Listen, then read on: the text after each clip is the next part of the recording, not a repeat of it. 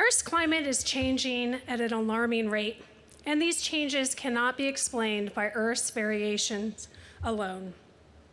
Just 60 years ago, global carbon dioxide concentration was 320 parts per million, and a growth rate of just 0.6 parts per million per year.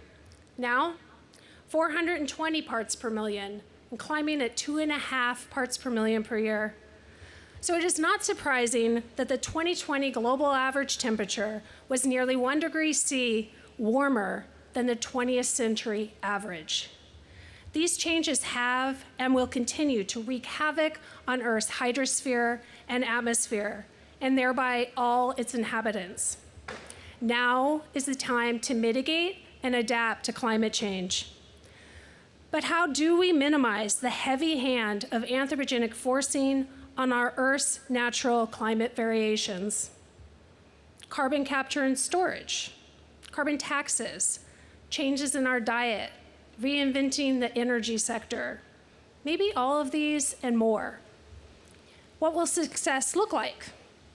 Maybe it's limiting it to 1.5 degrees Celsius. I don't know.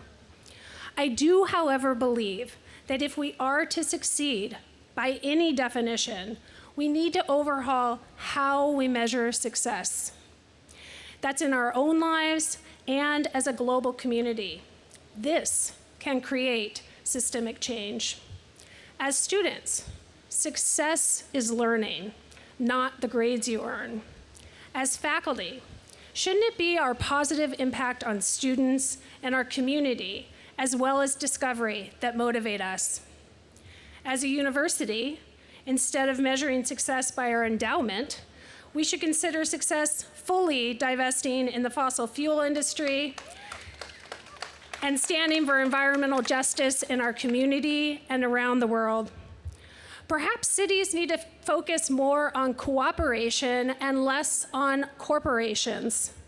Measuring a country's GDP may not be the best measure of success, but rather the decreasing rate of the nation's carbon emissions and the water quality, the food security, and the safety of its citizens.